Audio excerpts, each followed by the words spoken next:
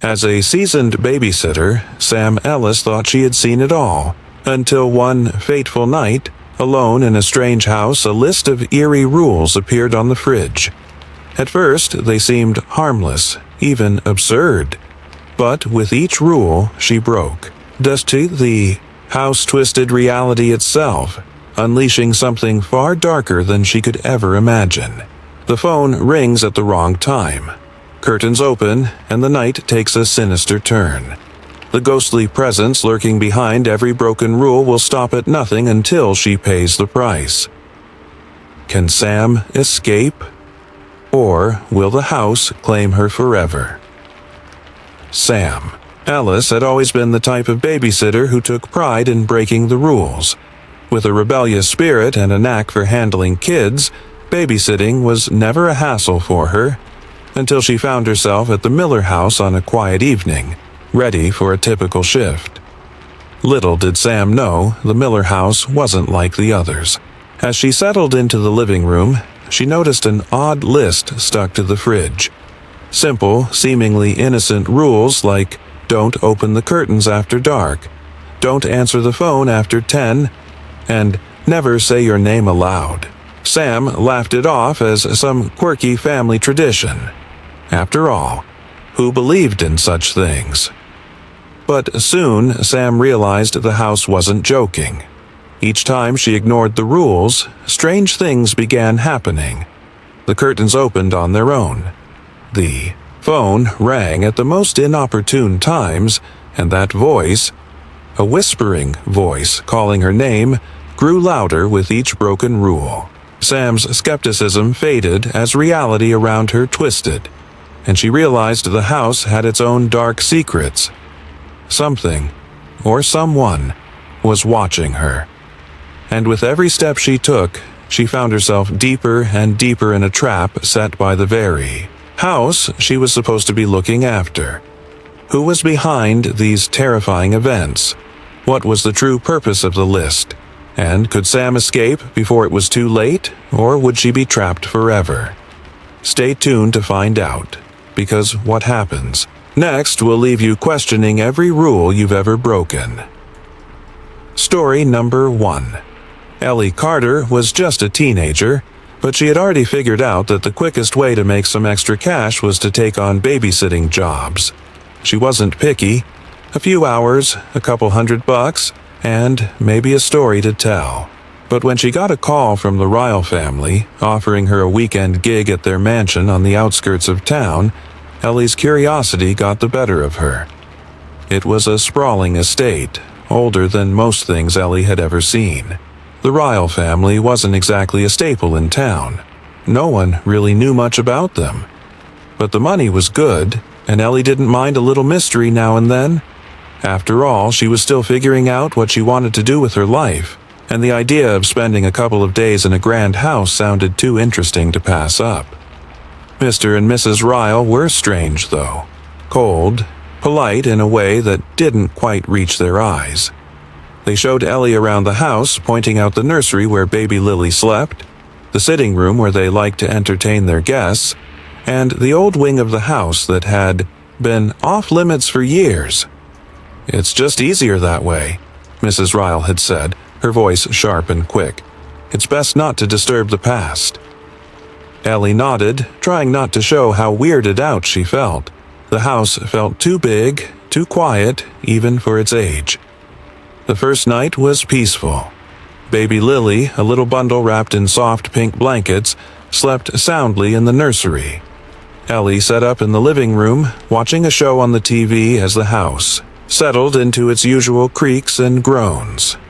But as the hours passed, something unusual happened. The baby monitor, which Ellie had placed on the side table next to her, buzzed softly.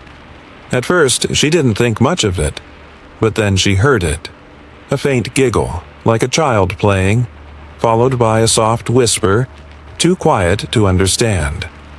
"Must be the wind," Ellie muttered, but the hairs on the back of her neck stood up. She glanced over at the baby, who was still peacefully asleep in her crib, her tiny chest rising and falling with each breath. Then came another giggle, followed by a voice. "She's here. She's come back." Ellie froze. The whisper was not coming from the baby monitor. It was coming from inside the monitor. The air in the room grew colder, and Ellie felt the familiar chill of dread creeping up her spine. "Hello?" Ellie whispered into the monitor, trying to keep her voice steady. But the voice didn't respond. Instead, the whispering continued, too faint to make out the words, but there was a sense of urgency to it. The kind of urgency that only comes from something trying to get your attention. She grabbed the monitor and walked toward the nursery. Baby Lily was still asleep, her face calm and innocent. Ellie checked the baby, then glanced at the monitor again. But now, instead of whispers, the monitor crackled with laughter. It was a laugh she didn't recognize.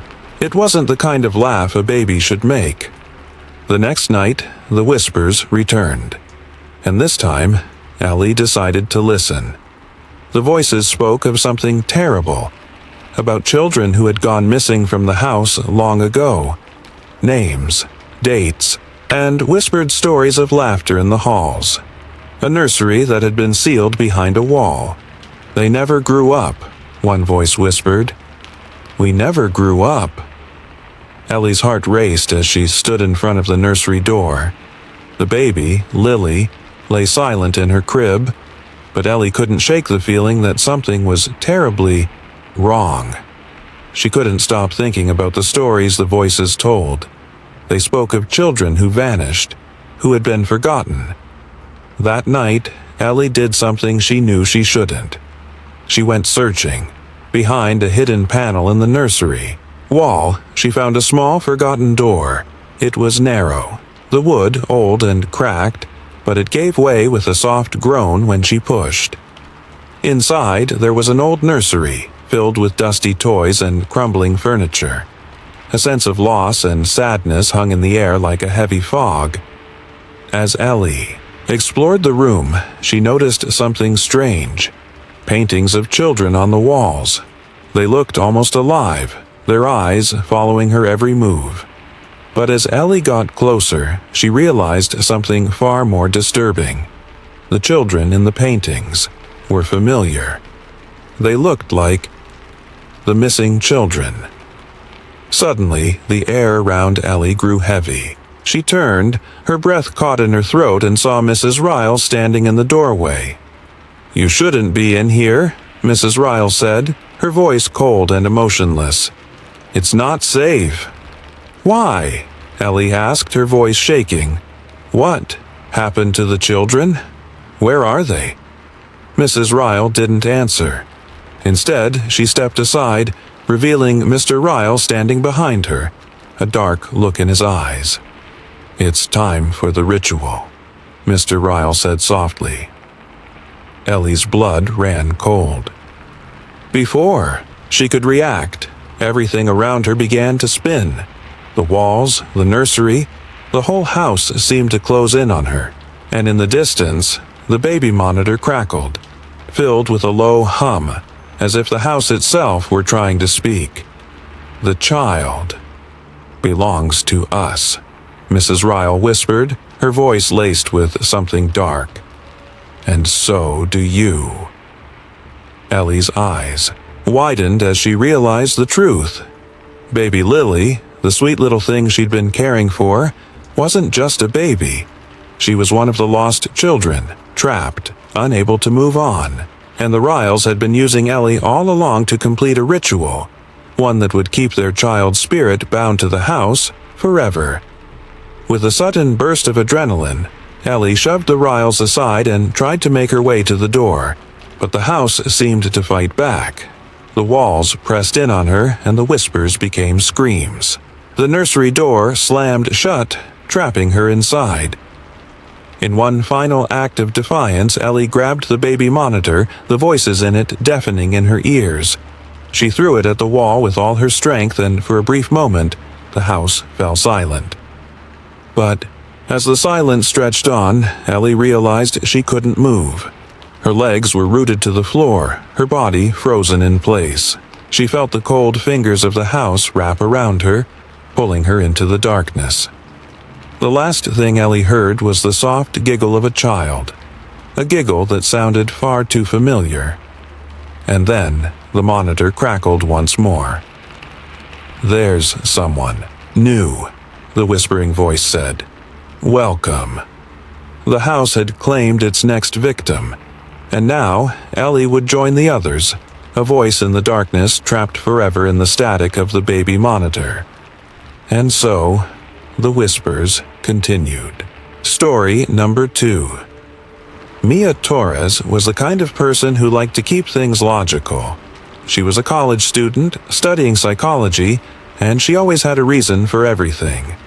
So when she agreed to babysit for Ms. Green, a single mother in a quiet suburb, she thought it would be just another simple gig. Watch 2 kids, earn some extra cash. Nothing unusual about that. Ms. Green had a quiet, almost eerie demeanor when she explained the house rules. The usual stuff about bedtime and snacks, but there was one rule that stood out above all the others. "Never open the basement door," she said, her voice low, eyes darting toward the stairs. "It's very important, Mia. Don't go down there, no matter what you hear. Promise me." Mia thought it was a little odd, but nodded. Sure, every house had its quirks. Ms. Green seemed like a nice enough woman, but there was something off about her. Maybe it was the way she looked over her shoulder when she spoke, or the way she seemed to rush out the door as soon as Mia agreed to babysit. That night, after Ms. Green left, Mia settled in with Tyler and Lucy, the 2 kids she was watching. Tyler was 10, quiet and reserved, while his little sister Lucy, only 6, had more energy than Mia knew what to do with. They seemed like normal kids. But there was a strange tension in the house, like a secret hovering just beneath the surface. House was old, creaky, the kind of place that made noises at night. But Mia quickly found that the sounds weren't what bothered her. It was the basement. The basement door was at the end of the hallway, old wood with a brass knob that shone, like a warning. Mia had only been in the house for a couple of hours when she first heard it. The soft knocks. Knock, knock, knock. It came from below, distant but distinct. Mia tried to ignore it, telling herself it was just the house settling. But Tyler and Lucy were acting differently. They were sitting on the couch, watching TV, but every few minutes they would exchange glances like they were hearing something Mia couldn't. Mia cleared her throat. "What's wrong, kids? Something on your mind?" Tyler's face went pale, his lips trembling. He didn't answer, but Lucy spoke in a hushed voice. The boy in the basement." Mia furrowed her brow. "What do you mean, Lucy?" Lucy's eyes darted toward the basement door. "He comes out sometimes, at night, when Mommy isn't here." Mia felt a chill crawl up her spine, but she forced a smile. "There's no boy in the basement, Lucy. It's just the pipes. Old houses make weird sounds, that's all." But Tyler wasn't so sure. He leaned closer, his voice barely a whisper. "Mom says we're not supposed to talk about him." "Who is he?" Mia asked, trying to sound calm, though her curiosity was gnawing at her. Lucy's eyes grew wide. "He's not a ghost. He's something else. Something bad." That night, as Mia tried to settle the kids into bed, the knocking returned, louder this time. Knock, knock, knock. It seemed to come from deeper in the basement, as if whatever was down there was growing more desperate. Mia couldn't take it anymore. She had to know what was behind the basement door. There was something about this place that didn't sit right with her, something that felt wrong. She'd already promised herself not to open the door, but curiosity had a way of worming its way into your brain, especially when you couldn't stop thinking about it. The kids were fast asleep, their light breathing filling the silence. Mia stood up quietly, tiptoeing to the door at the end of the hall. Her hand trembled as she gripped the brass knob. The basement door was heavy, thick wood, but it opened with a creak that sounded far too loud in the stillness of the house. She stepped. Inside, the basement was dark. The air was thick with dust, and the smell of mildew hit Mia's nose like a punch. She fumbled for the light switch, but when she flicked it, nothing happened. The basement was plunged into darkness, save for the pale moonlight that filtered through the small window near the ceiling. Then she heard it. A voice, soft but clear, like a whisper coming from the shadows. "Hello, Mia." Mia froze. The voice wasn't quite right. It sounded like a boy's, but it had a strange echo to it, like it was coming from far away, and yet it was right next, to her. She couldn't see anyone, but she could feel the presence of something watching her from the corners of the basement. And then she saw him. A boy, standing in the far corner of the room, his clothes old and faded, like they hadn't been touched in decades. He looked like he'd stepped right out of a photograph from the 1970s. Long, messy hair, a worn-out t-shirt, and jeans that were too big for him. But there was something wrong about his eyes. They were too wide, too knowing. "You've come to see me," the boy said, his voice almost a sigh. "I've been waiting for so long." Mia took a step back, her heart pounding. "Who are you?" The boy smiled, but it wasn't a smile that made her feel safe. It was the kind of smile that chilled you to the bone. "I'm the one who's been waiting. For you." The next thing, Mia knew. She felt a cold hand on her arm, and her vision blurred. She stumbled back, but the boy didn't let go. "You've opened the door," he whispered, and his voice now sounded like 1,000 voices all speaking at once. "Now, you belong to me." Mia's heart raced as she tried to pull away, but her feet felt like they were glued to the floor. The room seemed to shift around her, as if time itself was warping. The walls closed in.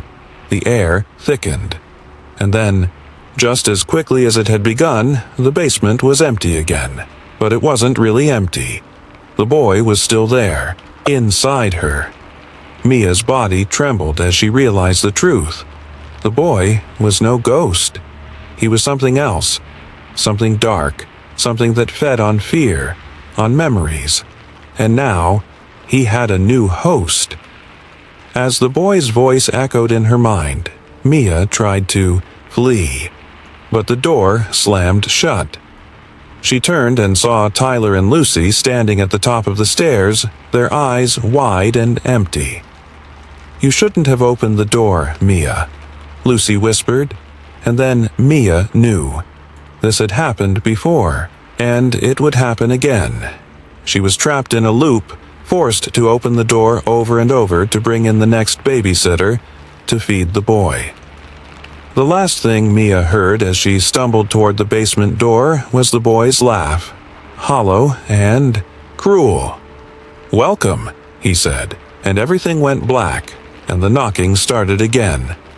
Knock, knock, knock. Story number 3. Claire. Devon had always been the kind of person to see the world through the lens of a story. An aspiring writer with a heart full of imagination, she had taken on babysitting jobs to help pay the bills while she worked on her novel. So when the opportunity came to babysit for a hotel guest, she didn't think twice. It seemed like an easy gig. What could go wrong? The hotel, a towering brick building tucked in the corner of an old street, had the kind of charm that only came with age, the kind of place you'd see in a noir film. Its lobby was dimly lit, and the old elevator creaked and groaned as if it were more memory than machine. When Claire arrived, the clerk behind the desk greeted her with a polite smile, but seemed a little too eager to hand over the key to room 309. "Here you go," the clerk said, sliding the key across the counter. His eyes flickered to the key before meeting Claire's gaze again. Room 309. It's a quiet night. The little girl is in good hands. Claire took the key, not thinking much of it at the time, but there was something about the way the clerk's hand lingered on the key for a second too long that made her feel uneasy. She made her way to the elevator, and the old doors opened with a loud rattle. Inside, she was alone. The ride to the third floor was slow, like the building itself was trying to remember how to move. When she reached the floor, she found room 309 at the end of a narrow hallway tucked away from the others.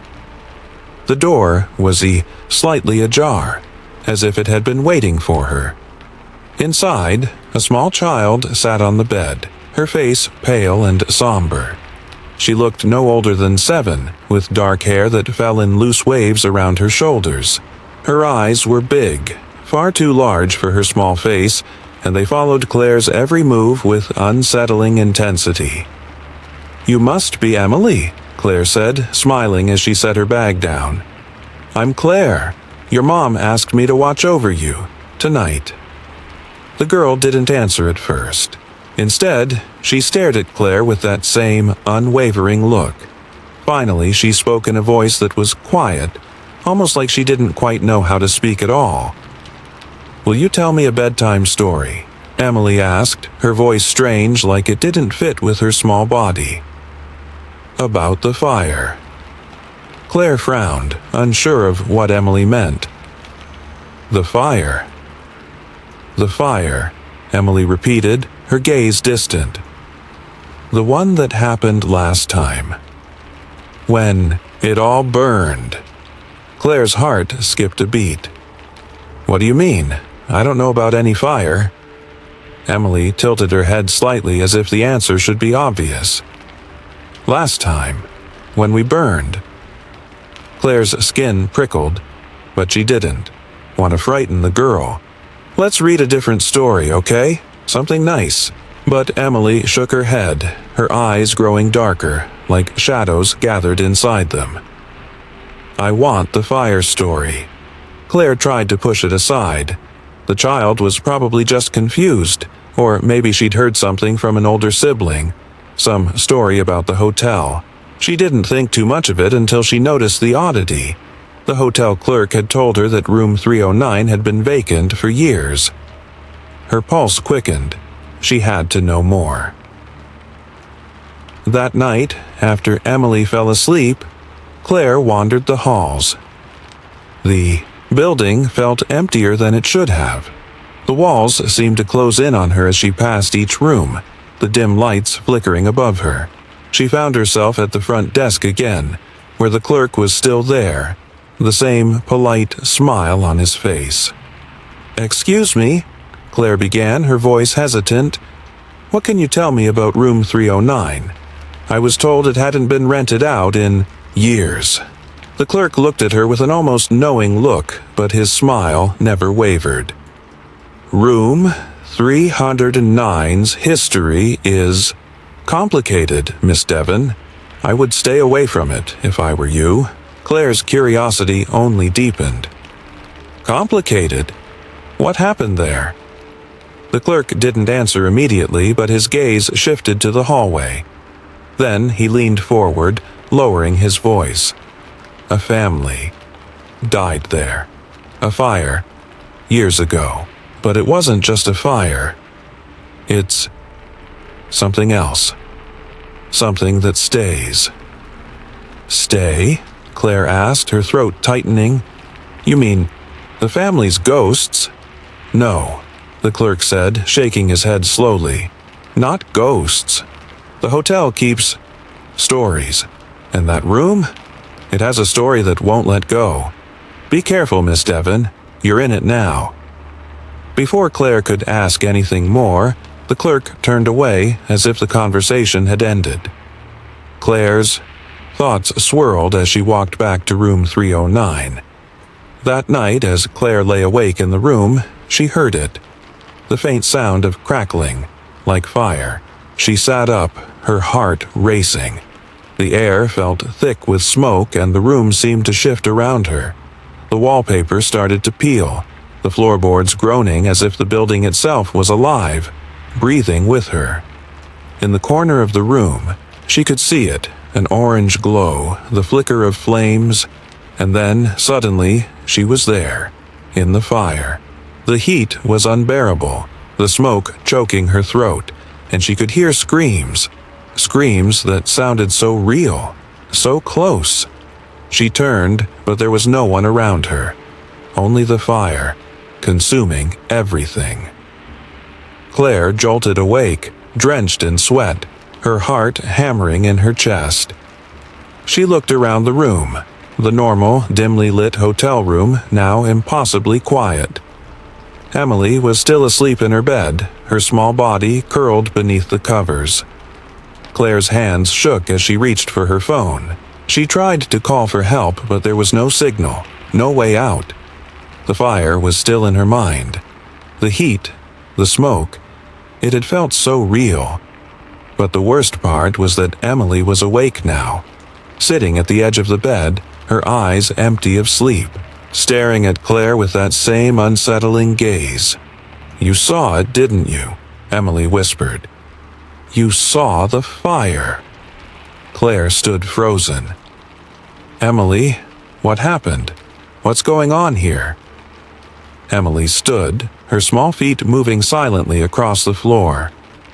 "The fire never ends," she said, her voice distant. "It happens, every time. And now, you're part of it." Claire's stomach dropped as she realized what had been happening. The fire, the tragedy, it was replaying, over and over. Emily wasn't just a ghost. She was a fragment of the past, trapped in a loop of her own death, the hotel itself feeding off the story. Claire's mind spun with the horror of it all. The hotel wasn't just haunted, it kept stories. It trapped them. And now, it had trapped her. As Claire turned to run, the walls of the hotel seemed to press in on her, the fire roaring in her ears. She couldn't escape. The hotel had claimed her as its new story, its new chapter, and in the end, she would never leave. The hotel clerk's voice echoed in her mind. "You're part of the story now, Miss Devon, just like Emily. Welcome to your new home." The flames roared, and Claire knew with terrifying certainty this would never end. The hotel always keeps its stories. Story number 4. Nina Park had always loved art, the way a blank canvas could become something beautiful with a few strokes of a brush. But babysitting wasn't exactly her idea of an art form. Still, the Harper family lived in one of the nicest homes in town, and when they asked her to stay overnight while they went on a retreat, the money was too good to pass up. It was just a simple job, watching over young Max, a quiet 8-year-old with big brown eyes who always seemed to be lost in his own thoughts. The parents, Mr. and Mrs. Harper, were friendly enough, though they did seem a little distracted. Maybe it was the vacation on their minds, or maybe it was just the way they acted when they handed Nina the house keys.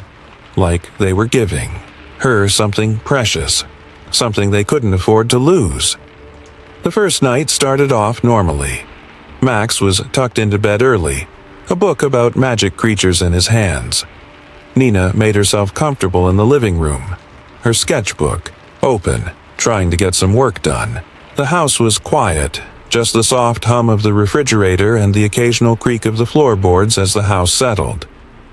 But then, just as she was starting to doze off, she heard it, a faint knocking. Knock, knock, knock. It sounded like it was coming from upstairs. Nina sat up, her heart skipping a beat. She glanced at the clock on the wall. It was 2:14 a.m.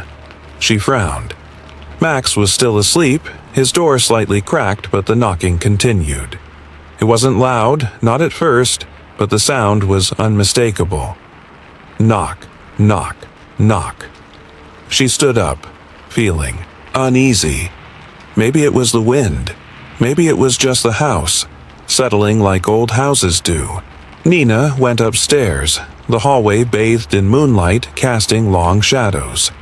She reached Max's room and gently opened the door. Max was still curled up in his bed, fast asleep. "Max?" Nina whispered, shaking him gently.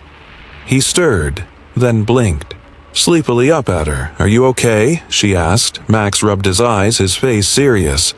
"The man in the mirror," he said quietly. Nina frowned, confused. "What do you mean?" Max sat up, looking at her with wide, dark eyes. "He comes every night at 2:14. He knocks."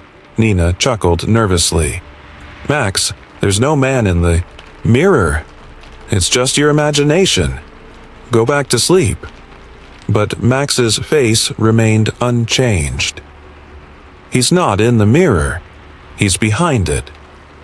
That gave Nina pause. She glanced over at the full-length mirror on the far wall, the one Mr. Harper had mentioned when he showed her around the house. He'd said it was old, antique, but never said anything more than that. Before she could respond, the knocking came again, louder now. Knock, knock, knock. The sound was coming from behind the mirror. It was as if something, or someone, was pounding on the other side of the glass. Nina's heart began to race. "Max, you stay here. I'll check it out." Max's hand shot out, gripping her wrist with surprising strength. "No," he said in a whisper. "He's not just knocking. He wants to get out." Nina pulled away gently. "I'm sure it's just a trick of the house. Maybe some pipes or something. I'll be fine."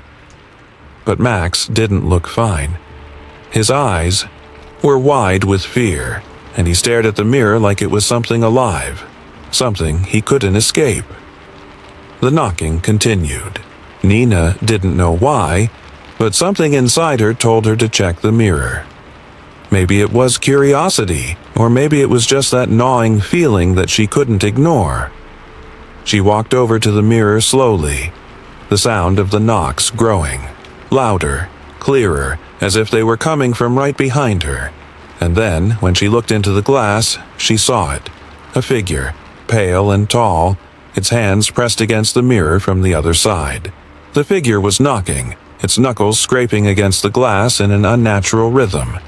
Its face was distorted, its eyes black voids, its mouth twisted into a grotesque grin. Nina gasped and stepped back, stumbling. No, this can't be real. But it was. The figure's hands moved, mimicking her every motion, as if it were trying to copy her from within the mirror. The knocking came again, louder now, as if whatever was behind the glass was desperate to get out. Max stood at the door, his face pale, his voice barely a whisper. He's been in there for so long. He's been waiting. Nina turned to Max, her chest tight with fear. What is he? What does he want? Max stepped into the room, his small body trembling. He's not a man. He's something older. He feeds on people like you. He's been watching you, waiting. Nina's mind spun. Watching her, waiting. But why? Before she could ask more, the figure in the mirror moved again, its hand slamming against the glass with a force that made Nina jump. It was trying to break through, trying to reach her. "Max, what do I do?" Nina asked, her voice shaking. Max swallowed hard. "You have to break it. You have to destroy the mirror." Nina stared at him, her heart thundering in her chest. "What happens if I do?" Max's voice was almost a whisper. "He'll be free. But so will you." Nina didn't have much time to think. The knocks were becoming more frantic, more violent. The mirror trembled as if it were about to shatter. She grabbed a nearby lamp, her hands shaking, and smashed it against the glass. The sound was deafening. For a moment, everything went still. The knocking stopped. The figure behind the glass disappeared. The mirror cracked, spiderwebbing from the center, and then it fell, silent. But that silence didn't last long. Nina felt a cold hand wrap around her wrist, pulling her toward the mirror. She screamed, but her voice was muffled, lost in the empty room. Max tried to pull her back, but it was too late. In an instant, Nina felt herself pulled into the mirror, into the cold, empty world on the other side. The last thing she heard was Max's voice, faint but clear. "You're free now," he said. "But so is he." And then there was only darkness. The next morning, when Mr. and Mrs. Harper returned, they found the house eerily quiet. The mirror in the living room had been shattered, the pieces scattered across the floor. Max was sitting alone in the hallway, staring at the remains of the mirror with an empty look in his eyes. He didn't say anything as the Harpers asked about Nina. "Don't worry," he said finally. "She's just where she's meant to be, like everyone else before her." Max smiled, the shadows in his eyes deepening. The knocking had stopped. For now. Story number 5. Haley Ross was used to babysitting. It wasn't glamorous work, but it paid the bills, and the quiet nights alone with a book or some sketching were often a welcome break from the noise of her own life. So, when her aunt called and asked her to watch little Ivy in the old Victorian house for the weekend, Haley agreed without much hesitation. The house was massive, dark wood and creaking floors, with high ceilings and long hallways that seemed to stretch on forever. It had always felt a little eerie, but it wasn't until Haley stepped inside with Ivy that she started to understand why. Ivy's grandmother, a peculiar woman named Agnes, had always been a bit eccentric. The house was full of old trinkets, dusty antiques, and strange knickknacks. Some of it looked like it belonged in a museum rather than a home. "This place is creepy," Haley said as Ivy led her through the rooms. Ivy giggled. "You think it's creepy now? Wait until you see the dollhouse." Haley chuckled, trying to shake off the odd feeling creeping up her spine. "Dollhouse? Really?" Ivy nodded, eyes wide. "It's special. Grandma says it's magic." "Magic?" Haley rolled her eyes, not sure if Ivy was joking or serious. But when she saw the dollhouse in the sitting room, she knew Ivy wasn't just making things up. The dollhouse was like something out of a nightmare. It was huge, about 4 feet tall, and made of dark mahogany, intricately carved with designs Haley couldn't quite make out. The rooms inside the dollhouse perfectly mirrored the ones in the house. Tiny little windows, tiny furniture, and even little porcelain dolls in each room, placed exactly like the family members in the house. Ivy looked up at Haley, her eyes gleaming. "You should see it at night."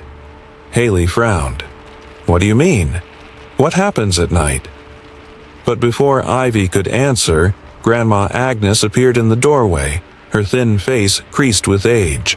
"Don't worry about the dollhouse, Haley," she said with a faint smile. "It's been in the family for generations. Just leave it be." That night, after Ivy had gone to bed, Haley couldn't shake the curiosity gnawing at her. There was something about that dollhouse, something that felt wrong.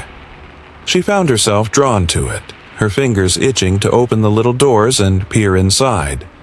The house was silent, the only sound the distant creak of the old floorboards. She leaned down, inspecting the rooms of the dollhouse more closely. Everything was in place, just like it was in the real house. But as her finger hovered near the bedroom door, something caught her eye. A small movement. One of the dolls, the tiny replica of Ivy, had turned its head to look at her. Haley froze. It wasn't just a trick of the light. The doll's eyes, black, soulless eyes, followed her every move. Shaken, Haley stepped back, but the room felt colder, as if the air itself had shifted. She glanced over at the real house, the long hallway, stretching before her. Something about the silence felt wrong. Then, from the corner of her eye, Haley saw it. a tiny figure moving in the dollhouse. The doll version of herself, standing up, walking across the tiny carpet. "Okay, I'm freaking out," Haley whispered to herself, stepping away from the dollhouse. As she turned to leave, the knock of a door sounded from the hallway, soft, then louder, like someone was banging from the other side. She stood still for a moment, heart pounding. The house was still. No one should be there. Then, she turned back to the dollhouse and her breath caught in her throat. The doll of herself was gone. Haley's legs felt like they might give out, but she forced herself to walk back to the dollhouse. Her heart skipped a beat as she checked every room, but the doll was nowhere to be found. "No way," she muttered. "This is insane. It's just a doll. It's just a stupid—" Then she felt it. A cold breeze. The air in the room had shifted, and now it felt thick, oppressive. Haley looked down at her hands and a chill ran down her spine. Her fingers were fading, the skin growing transparent as though she were dissolving into the air. She gasped and stepped back, but nothing seemed to stop it. Her legs, too, were starting to fade. She looked desperately at the dollhouse, realizing with sudden horror that the vanishing doll might be connected to what was happening to her. In a panic, Haley ran to Ivy's room and shook the little girl awake. "Ivy, I need to know what's happening. What's going on with the dollhouse?" Ivy rubbed her eyes sleepily, then looked up at Haley with those eerie, knowing eyes. "It's a pact, Haley. A long time ago, the doll maker made a deal with the family. He takes what's inside, the souls, and binds them to his dolls. The dollhouse is his trap, but he can't take them all at once. He needs a soul to replace the ones he takes." Haley's heart thudded painfully in her chest. "What do you mean? How do I stop it?" Ivy shook her head. "You can't. He'll come for you when the time is right. You have to make a deal, like everyone else before you." "Deal? What kind of deal?" Haley demanded, now frantic. Ivy hesitated, looking over at the dollhouse. "You have to bargain with him, the doll maker. You can't leave until you do." Haley's mind raced. She ran back to the sitting room, eyes wild as she faced the dollhouse again. The dolls were still in place, staring up at her. But now, behind the tiny windows, she saw something else. A shadow, lurking in the reflection. A voice echoed in her mind, soft, smooth, and chilling. "You've been chosen." Before she could react, the shadow in the mirror twisted into a face. It was the doll maker. Pale, featureless, a man made of dark wood and sharp angles, his face hidden behind a mask of porcelain. "You've come to bargain, haven't you?" he whispered, his voice like the creak of a wooden door. Haley nodded, her hands trembling. "I don't want to be trapped here. I don't want to become a doll." The doll maker's grin spread wider, and Haley felt her body growing weaker, the fading sensation taking over again. "Then, you must take someone's place, or lose yourself entirely." Haley's mind raced. There was only one way out. She had to trick him. "You want souls? You want someone to replace the ones you've taken?"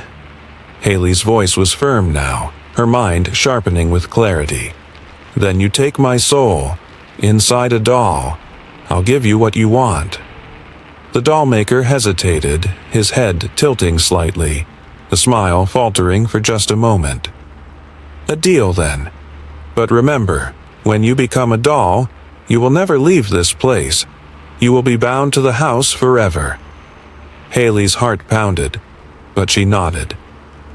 "I accept." In an instant, the dollmaker's form vanished, leaving only the cold, wooden silence. And then, as Haley reached for the nearest doll, she smashed it with all her strength, the glass shattering in an explosion of fragments. The room went silent. For a moment, everything seemed to still, and then the dolls began to move on their own, their eyes blank but alive, and Haley felt her own soul being pulled from her body, locked inside the tiny porcelain form. But it wasn't her that stayed in the house. The doll maker, now trapped inside the doll Haley had broken, could never leave the house again. And Haley was the new prisoner, bound forever, the latest piece in the doll maker's collection. Story number 6. Kayla Monroe wasn't the type to get scared easily. Babysitting was something she did to make extra cash, but it was also kind of fun, especially when the parents had cool kids and the house wasn't too weird. So, when she agreed to watch James, a quiet 9-year-old, for the night, she didn't think much of it. She had done this 100 times before, but tonight was different. James was already in bed when Kayla arrived, and as she was unpacking her things, he gave her a strange look. "Don't answer the door if you hear knocking," he said, his voice unusually serious for a kid. Kayla raised an eyebrow. "What? Why?" James didn't say anything at first. He just stared at her, as if weighing whether or not he should say more. Finally he spoke, his voice almost a whisper. "He knocks every night. 3 times. At 9:33 p.m. Don't let him in. Kayla." Laughed, trying to shake off the chill that ran down her spine. "James, I don't know what kind of ghost stories your parents are telling you, but I'm not scared of some guy knocking on the door." James shook his head, his eyes wide with fear. "Please, just don't. He's not normal. He's not a person." Kayla didn't know what to say. Was he just being dramatic? Or was there something more to it? She decided not to worry about it. It was just a kid being weird. The night went on like any other. Kayla watched TV, ate some chips, and tried to keep her mind off the odd warning James had given her. But then, just as she was getting comfortable on the couch, she heard it. Knock. Knock, knock, she froze, the sound cutting through the quiet like a blade. Her eyes went straight to the clock on the wall. It was 9:33 p.m. Knock, knock, knock. The knocks were soft, almost too soft, but they were there. Just like James had said. The hair on the back of Kayla's neck stood up, but she told herself it was nothing. Just someone messing with her. Still, she couldn't help but feel a strange urge to peek through the peephole in the front door. Cautiously, she stood up and walked to the door, her heart racing. She didn't know why, but she felt like she had to look. She pressed her eye against the peephole. And there he was. A boy, maybe around James's age, standing on the porch. His face was obscured by a paper bag, an old, brown paper bag with holes cut out. He stood completely still, just staring at the door, waiting. Kayla's stomach dropped. What was this? Who was this kid? She felt a twinge of unease, but pushed it away, trying to rationalize it. Maybe it was just some prank. Maybe the bag was part of a Halloween costume. But as she continued to stare through the peephole, she noticed something strange. The boy didn't move. Not at all. Not even a flicker of motion. He just stood there, silent and unmoving. Knock, knock, knock. The knocking came again, louder this time, as if he was growing impatient. Kayla backed away from the door, her mind racing. What was going on? She turned back to the living room where James was sitting on the couch, his hands gripping the fabric of the cushions. He looked pale, his wide eyes fixed on her. "You saw him, didn't you?" James whispered. Kayla swallowed, trying to keep her voice steady. "What's going on? James, who is he?" James didn't answer right away. Instead, he stared at the door, almost like he was waiting for something to happen. "You shouldn't have looked at him. You weren't supposed to."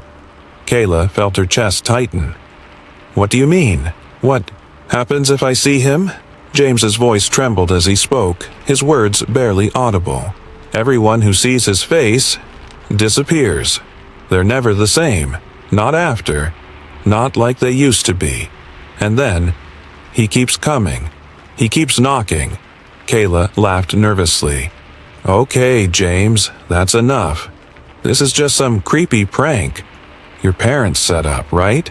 There's no way some kid with a bag over his head can knock, knock, knock.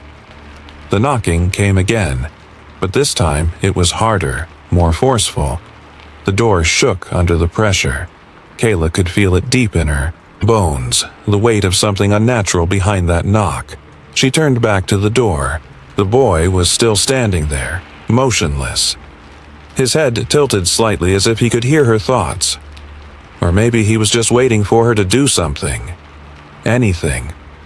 James, what happens if I open the door? Kayla asked, her voice low, filled with dread. James didn't answer. He just shook his head, his face pale as he curled up tighter on the couch. He'll take you, just like he took everyone else. Don't let him in. Kayla felt a surge of frustration. She wasn't going to let some kid with a paper bag scare her. But deep down, something in her gut was telling her not to open that door, to just let it go. But then, the knocks came again, louder and faster. The door rattled as though something heavy was pressing against it. Something, or someone, was trying to get in. Knock, knock, knock. Kayla's hand reached for the doorknob before she even realized it. The temptation was too strong. She had to see for herself. She had to know what was on the other side. She opened the door, just a crack. The boy stood there, staring at her, his face still hidden behind the bag. But his eyes, they weren't normal. They were wide, black, hollow holes that seemed to stare straight through her. There was no life in them, no soul. Kayla felt a cold wave of fear wash over her as the boy stepped forward, his movements slow and deliberate. He raised his hand, and for the briefest second, Kayla saw something else in his palm. A note, a faded piece of paper with smudged writing. It was too blurry for her to read, but she could feel its weight. Before she could react, the boy stepped inside. The moment he crossed the threshold, Kayla felt something inside her snap. Her mind began to unravel, her thoughts slipping through her fingers like sand. She felt herself fading, as though her very identity was being pulled away from her. Kayla. James's voice was faint, distant. He'll take you too. He always does. But it was too late. The boy's hand reached for her, and everything went dark.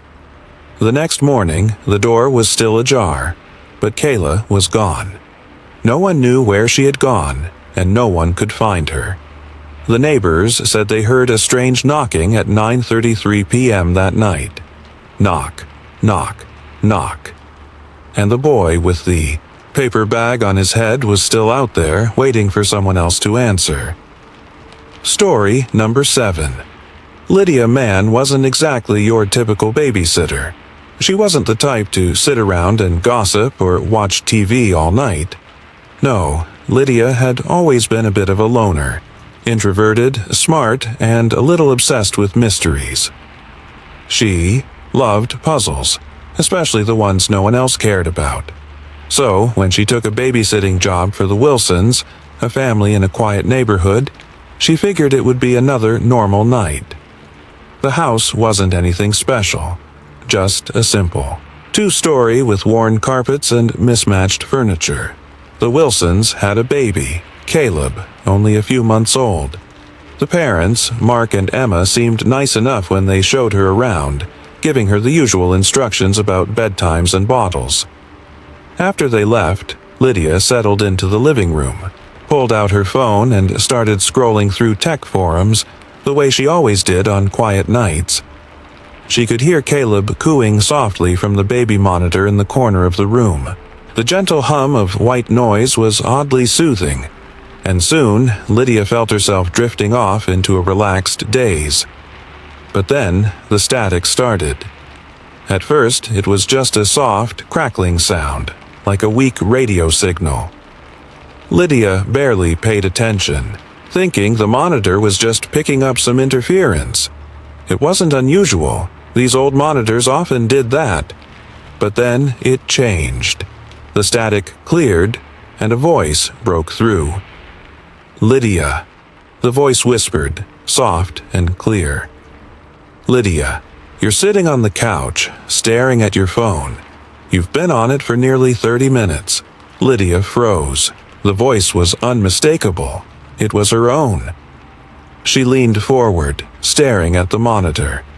Caleb was still asleep in his crib, his little chest rising and falling. Nothing seemed wrong. The voice continued, though, uninvited and unsettling. "You're wearing that old hoodie, the one with the blue stain on the sleeve from last summer." Lydia's pulse quickened. How could it possibly know that? No one had ever seen her wear that hoodie except for her mom, and that was years ago. The voice paused before it spoke again. "Why are you so quiet? So alone? Don't you feel like you're fading away?" Her breath caught in her throat. Was this some sort of prank? Maybe someone had hacked into the baby monitor and was messing with her. But it didn't feel like a prank. The voice sounded too real, too close. "Lydia," the voice said again, softer now. "I know what happens next." Lydia sat up straighter.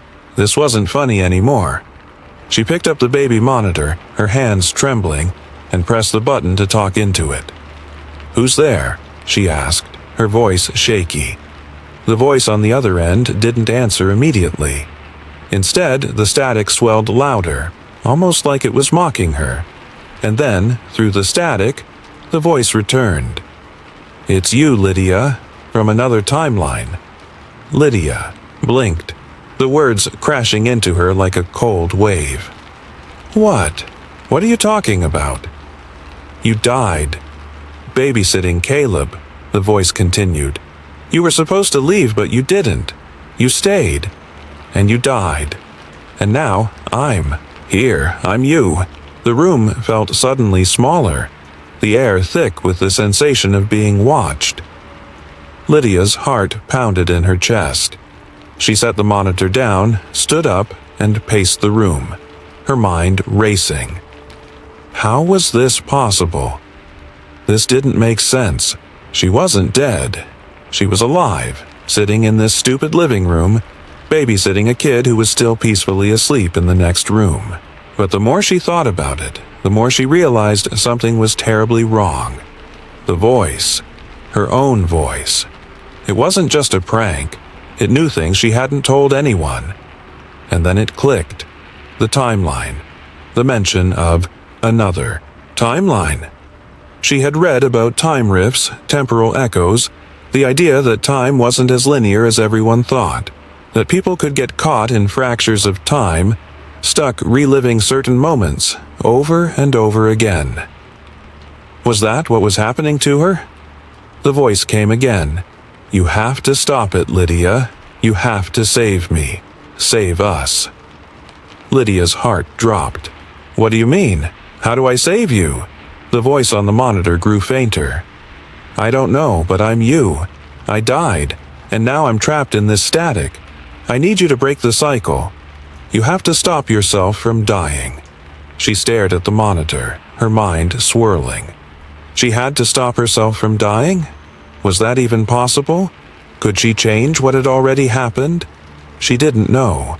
But she knew one thing for sure. She had to try. Lydia grabbed her jacket and rushed upstairs to Caleb's room, her heart pounding. Something bad was about to happen. She had no idea what, but the voice, her voice, had warned her. When she reached the baby's room, she felt the air change. The hairs on the back of her neck stood up, as if the room itself had become thicker, more suffocating. Caleb was still asleep, completely unaware of the darkness that seemed to linger in the corners of the room. Lydia stood there for a long moment, unsure what to do. The voice on the monitor had spoken of a death she didn't fully understand. What had happened in this alternate timeline? What was the thing that had killed her? Suddenly, the air in the room felt even heavier. Lydia spun around, her pulse racing, her body already anticipating something. There, standing in the doorway, was a shadow. A dark figure, tall and menacing, its features indistinct and blurry. But the voice, it was unmistakable. "You're not supposed to be here," the figure said, its voice chillingly familiar. It was her voice, the same voice that had spoken through the monitor, the same voice that had warned her. But this wasn't her. Not really. Lydia backed away slowly, her mind racing. The figure took a step forward, and in an instant, everything clicked into place. This wasn't just a spirit or a ghost. It was a temporal echo, a remnant of the past, a version of herself that had died in another timeline. And it was here, now, to claim her. She reached for Caleb, pulling him from his crib and clutching him tightly. The figure in the doorway took another step. "No, no, no," Lydia whispered, her heart pounding as she backed toward the window. "I can't die like this." But the echo of herself laughed, a soft, hollow sound. "It's too late, Lydia. You can't change what's already happened. You never left." Lydia's hands trembled as she held Caleb, trying to think, trying to figure out how to fix this. And then it came to her. A desperate plan, an impossible choice.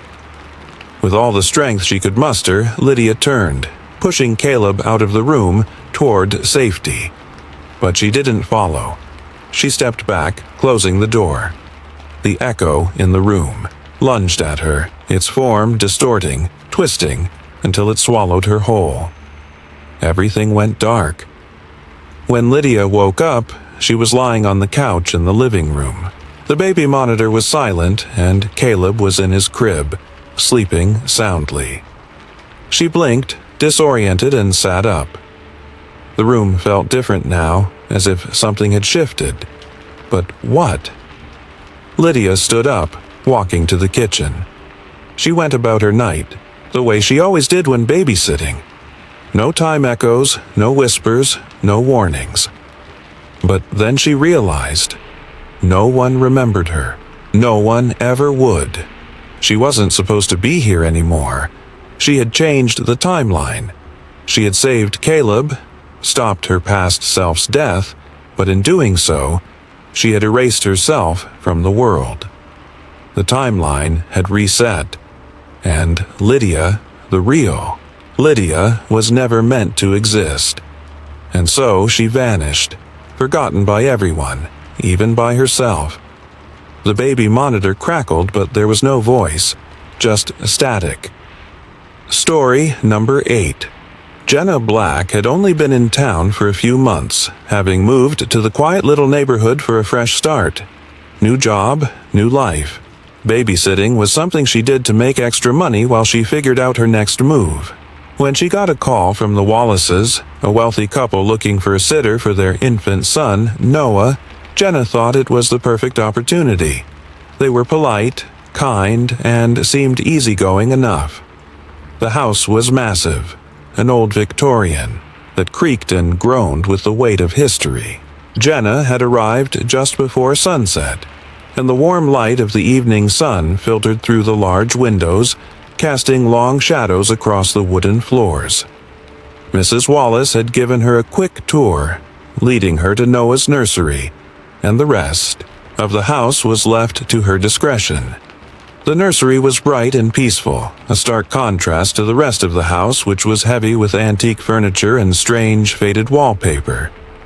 "He's been a little fussy lately, but I'm sure he'll settle in fine," Mrs. Wallace said with a smile, handing Jenna the baby monitor. "Just make sure to check on him every so often. Don't worry about anything else." Jenna nodded, smiling back. "No problem. I'll keep an eye on him." When they left, the house went silent, save for the soft hum of the air conditioning and the occasional rustle of the trees outside. Jenna settled into the living room with a book, glancing at the baby monitor from time to time. Noah was asleep, just as Mrs. Wallace had said. But then, from the direction of the attic, she heard it. Crying. It started softly at first, like the faint whimper of a child, but it quickly grew louder, desperate, heart-wrenching sobs echoing through the house. Jenna froze. She looked at the baby monitor in her hand. Noah was fast asleep, his little chest rising and falling in gentle rhythm. The crying wasn't coming from him. The sound seemed to come from above, from the attic. Jenna hesitated. She didn't want to disturb Noah, but the crying was so persistent, so full of sorrow. It was a child's cry, no doubt about it. She stood up and made her way to the attic door. The stairs were narrow, steep, and creaked with each step she took. As she reached the top, she paused, her hand hovering over the door's handle. The crying was louder now, but it was strange, almost like it was coming from behind the door itself, like it had nowhere else to go. With a deep breath, Jenna opened the door. The attic was cold, darker than she'd expected, and filled with boxes of old things, forgotten family memories. But there, at the far end of the room, was something that made her blood run cold. An old nursery, tucked away under the rafters. It was small, with faded wallpaper and a dusty crib sitting against the wall. The toys in the room were scattered around, some of them half hidden beneath old blankets and sheets, but it wasn't the toys that made her stomach churn. It was the way they were moving. The toys were shifting, just a little at first, as if they were being nudged by invisible hands. Jenna stepped closer, her pulse quickening. And then, as if to confirm her worst fear, the music began. A lullaby, playing softly but backwards, the notes distorted and eerie. The melody was familiar but twisted, wrong. It sent chills down Jenna's spine. She turned her head, searching for the source of the sound. It was coming from an old record player in the corner of the room, its needle scratching the vinyl in the most unnatural way. And then she saw it. A child, standing in the corner of the room, its back turned to her. Its head was slightly tilted, and its shoulders were hunched. The crying stopped, and in its place there was silence. A deep, unnatural silence. The air grew thick, as though the room was holding its breath. "Hello," Jenna called out, her voice shaking. Are you okay?" The child didn't answer. It just stood there, its back still facing her. Jenna took a hesitant step forward. "Are you lost?" The child's head snapped around, and for a brief, terrifying second, Jenna thought she saw its face. But it was a blur, a distortion, like something trying to take shape but failing. The child's eyes were dark, hollow. It wasn't a child anymore. It was something else, something broken. Jenna stumbled back, her breath catching in her throat. What do you want?" The child's lips parted, but it wasn't a voice that came out. It was a wail, a desperate cry filled with pain and sorrow. It seemed to echo, vibrating the air around Jenna. And then it spoke. "Mom." The word was ragged, strangled, and in that moment Jenna realized the horrible truth. The child wasn't lost. It wasn't just crying, it was calling for its mother. But this wasn't just any child. This was a spirit, a soul trapped in the attic, forever crying out for a family it had lost. Jenna's heart raced as she backed, away. But the child's gaze followed her, its eyes burning with an unnatural hunger. She wanted to run, but her legs wouldn't move. She felt rooted to the spot, trapped in the ghostly presence of the child's sorrow. And then, a voice from behind her. "You shouldn't have come here, Jenna." She turned to see Mr. and Mrs. Wallace standing in the doorway. They weren't the same. Their faces were pale, their eyes hollow, like they weren't fully there, and their smiles, cold, too cold. "They were right," Mr. Wallace said, his voice empty. "You're just what we needed." Jenna's stomach twisted as the pieces of the puzzle clicked into place. The house, the child, the ghostly cries. It was all part of a dark bargain. Mr. and Mrs. Wallace hadn't just hired her to babysit. They had hired her to replace the mother the child had lost. A mother who had died in the house under mysterious circumstances. "You were meant to stay," Mrs. Wallace said softly. "You were meant to be his mother." Jenna felt the weight of the words, and the room around her seemed to close in. The child, no longer a specter, but a living, breathing thing, reached out with its tiny hands. And Jenna knew, with sudden clarity, that she was trapped. This wasn't just a haunting, it was a cycle, a loop that had been repeated for years. Jenna struggled, her heart pounding in her chest. She broke free, running toward the door, her mind a frenzy of fear and confusion. But as she crossed the threshold, she heard the child's voice one last time, echoing in her ears. "Mom, don't leave me." Jenna slammed the door behind, her panting for breath. She rushed down the stairs, the house now dark and oppressive. She needed to get out. She needed to leave. But as she stepped onto the front porch, she felt it. The coldness that had followed her all night. The child's voice, the cry, echoing in her mind. And no matter where she went, it would never stop. The child's voice, always calling, always waiting, and Jenna knew deep down that she would never truly escape. The crying room would always be there, haunting her, calling her back. Story number 9.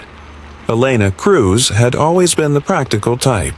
A no-nonsense woman with a good head on her shoulders, she preferred logic over superstition and routine over chaos. Babysitting was just a job for her, a way to pay the bills while she worked toward a more permanent career. When the job came up at the Patterson house, she didn't think much of it. It was in a nice neighborhood, and the parents had been polite on the phone. They needed someone to watch their 8-year-old daughter, Sophia, for a few hours. When she arrived, the house was quiet, tucked at the end of a cul-de-sac. The outside was plain enough, but something about the windows, old, like they hadn't been cleaned in years, made Elena's skin crawl just a little. She shrugged it off and rang the bell. Mrs. Patterson, a woman with sharp eyes and an air of quiet authority, welcomed her in. "Sophia is in the living room. Just keep an eye on her, and don't worry about anything else," she said, offering a tight smile. "Sounds easy enough," Elena replied, following her inside. She wasn't fazed by the older woman's distant manner. It was typical for some parents. Sophia was sitting on the floor, playing with a few dolls, her legs tucked under her, a serious look on her face. The moment she saw Elena, she smiled and stood up. "You're the babysitter, right?" she asked, her voice high-pitched but filled with something strange. Something Elena couldn't quite place. "That's right," Elena said with a smile, trying to put the girl at ease. "What are you playing with?" "Just dolls. I have to keep them safe," Sophia said, her voice lowering to a whisper. She looked at Elena, then glanced nervously at the hallway that led to the rest of the house. "The mirror twin is watching." Elena raised an eyebrow. "Your mirror twin?" Sophia nodded, her eyes wide with sincerity. "She wants to come out. She's been waiting a long time." Elena chuckled, thinking that the girl had a vivid imagination. "Well, I'll make sure she doesn't come out while I'm here." Sophia gave her a look, like she knew something Elena didn't. "She can't help it. She's hungry." The remark left Elena unsettled, but she didn't let it show. She was here to babysit, not to deal with ghost stories or imaginary friends. "Why don't we get you something to eat?" Elena suggested. Sophia agreed, and they went into the kitchen. The rest of the night passed without incident. They watched a movie, played games, and by the time the clock struck 9 p.m., Sophia had drifted off to sleep on the couch. Elena tucked a blanket around her, made sure everything was locked up, and decided to settle in for the evening. That was when it happened. As she walked past the hallway mirror, something caught her eye. Elena stopped, staring at her reflection. For a split second, it didn't match her movements. Her reflection blinked too late, almost as if it had a mind of its own. Elena turned quickly, but the mirror only showed the usual empty hallway behind her. Shrugging it off as a trick of the light, she continued on, but the strange sensation of being watched lingered.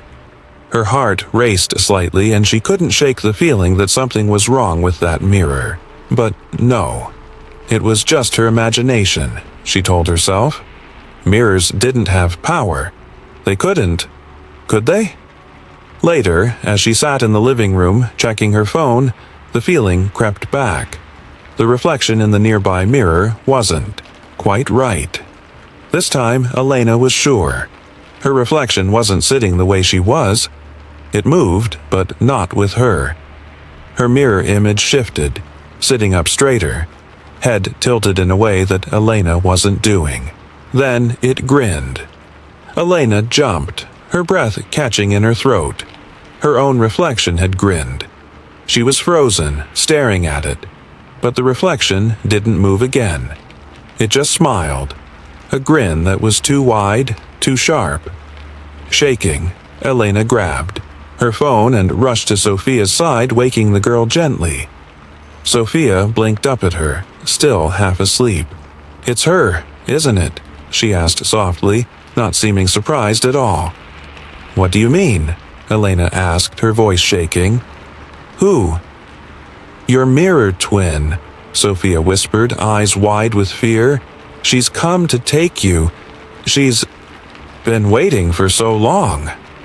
Elena's heart raced, panic rising in her chest. What do I do?" Sophia stood up, her tiny hand gripping Elena's sleeve. "You have to stop her. She can't leave the mirror unless you do. She needs you to take her place." Elena felt the room grow colder. The mirror twin, she thought. The thing that had been watching her, waiting for her, was real. Before Elena could say anything, she heard something. An unsettling scrape, like nails dragging along glass. The mirror, her reflection, began to twist, distorting, bending in ways that shouldn't have been possible. The figure in the glass grinned wider, its face elongating, its eyes wild with hunger. "Help me," the reflection whispered, its voice distorted, echoing in the stillness of the room. Elena backed away, but her feet felt heavy, like they were being drawn toward the mirror. Her reflection inched closer to the glass, still smiling that twisted grin, hands reaching out as if trying to cross over. Sophia grabbed Elena's hand and pulled her toward the stairs. "She's going to take you," the child said, her voice trembling with fear. "You need to leave. You can't stay." But it was too late. The reflection moved, no longer just mimicking her, but breaking free, stepping out of the mirror with a violent lurch. Elena screamed, but her own voice was drowned out by the horrific scraping noise that filled the room. And then, everything shifted. The mirror twin stepped forward and took Elena's place. In the blink of an eye, Elena found herself trapped in the glass, staring out from behind the reflective surface. She could see the room, see Sophia, but no one could see her. The air was cold, heavy, and the house now felt so far away.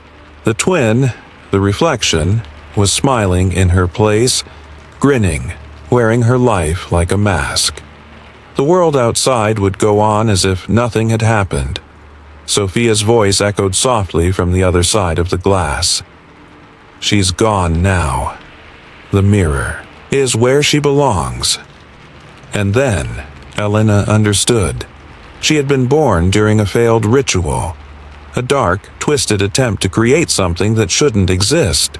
Her reflection, her mirror twin, had been trapped, waiting, and now it had taken what it wanted.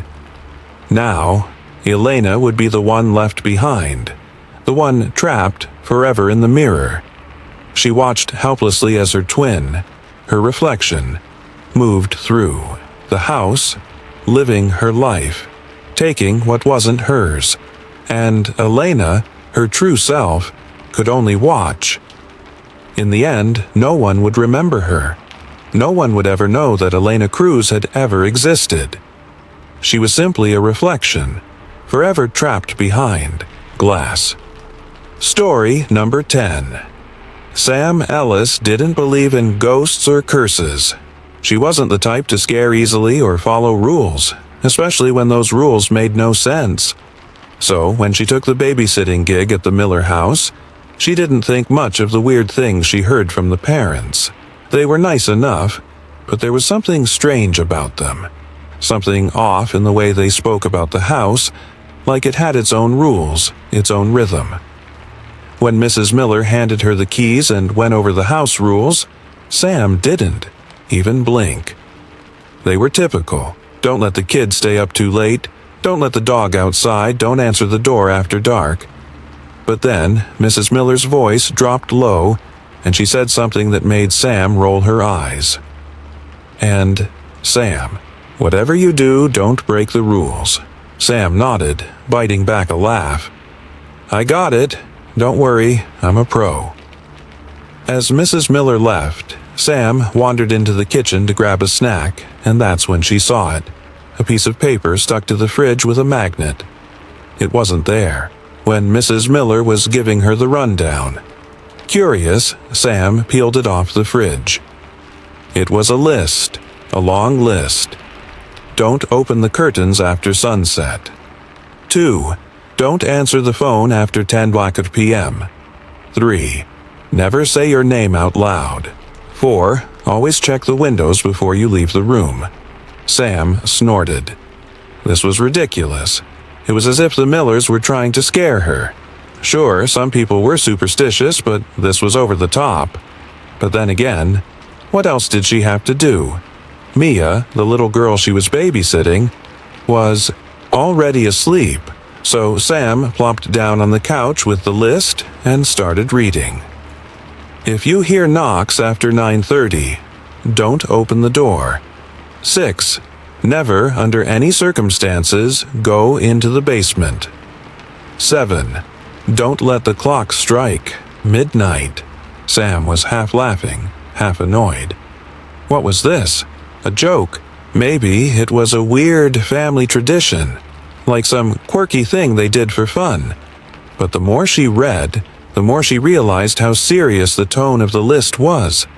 It felt heavy, like it had been written out of necessity. She skimmed the last few rules, some of which were written with urgent scribbles that looked almost frantic. Don't ever say your name out loud was repeated several times, each time with more slashes and underlining. Yeah, right, Sam muttered. Like, that's gonna happen. She tossed the list on the kitchen counter, walked to the living room, and flopped down on the couch. She glanced at the clock on the wall. 9:15 p.m. Mia was still asleep, and the house was as quiet as a tomb. Sam sat back, sinking into the cushions. It was only then that she realized the room felt off. It wasn't cold exactly, but there was this strange tension in the air, like something was waiting. But Sam didn't believe in things like that, so she shrugged it off. Her phone buzzed on the coffee table. She grabbed it, her thumb swiping the screen. A notification from an unknown number.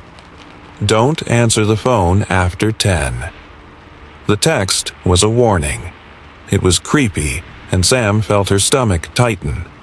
But she still laughed it off. It was probably one of her friends messing with her. She glanced back at the clock. 30 p.m. Yeah, no, Sam muttered. She wasn't going to let some list control her. She stood up and walked over to the curtains, pulled them back, and let the dark outside fill the room. Boom. The moment she pulled the curtains open, a loud crash sounded from somewhere in the house. Sam froze, her heart slamming in her chest. What the hell? She glanced around looking for the source, but everything was still. Nothing seemed out of place, but the tension in the air had grown thicker. A low hum buzzed in the back of her head, like static, like something was watching her. Sam felt uneasy. Then she noticed the clock. It was 9:32 p.m. Her heart skipped a beat. The hum in her head grew louder.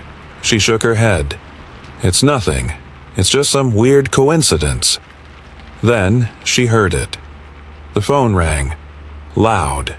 Eerie. Sam's breath caught in her throat. The list flashed in her mind. Don't answer the phone after 10. But it was only 9:32. She looked at the phone on the table, staring at the screen. The unknown number again. Her hand trembled as she reached for it. One rule already broken. She picked up. Hello? Sam's voice was shaky. There was a long pause. Then a whisper, so faint it was almost inaudible. Sam! She dropped the phone, heart pounding. The whisper didn't come from the phone. It was coming from inside the house, inside her head. She spun around, eyes wide with terror, but no one was there. Only the empty room, the hum in the air getting louder, closer. Get out. Get out now. The voice whispered again. Her pulse raced. That's when the doorbell rang. 3 knocks. Knocks. Not a doorbell, a knock. Like someone was knocking. Knocking from somewhere deep inside the house. Her mind was in a frenzy. What was happening? The list. The rules. It was all real. She ran to the door, ignoring the second rule. She was too far gone to care. But the moment she touched the handle, the knock came again. This time much harder. She flung the door open. The world around her tilted. The front yard was wrong. The trees, the sky, the streetlights. Everything looked like a photograph that had been torn apart and stitched back together wrong. Then the voice came again, louder, more insistent. Sam. She turned to run back inside, but the door slammed shut on its own. The house was shifting, bending like it was alive. Don't say your name out loud. Too late. The thought was a sharp sting in her mind. She couldn't remember how she'd gotten here, what had happened, what the list had really meant. Who's there? Sam's voice was faint. Sam. The voice whispered from the mirror, from the kitchen, from behind the walls. Sam. And then silence.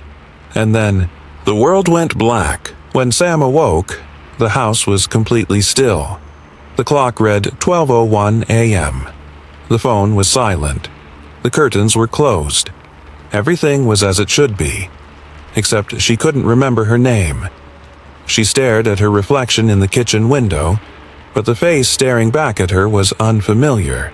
There was something wrong, like a piece of her was missing, like she was no longer her. The list, now burned in the fireplace, was gone. Everything was reset. But she couldn't remember who she had been, and as the shadow in the corner of the room whispered her name, she realized the rules were no longer hers to break.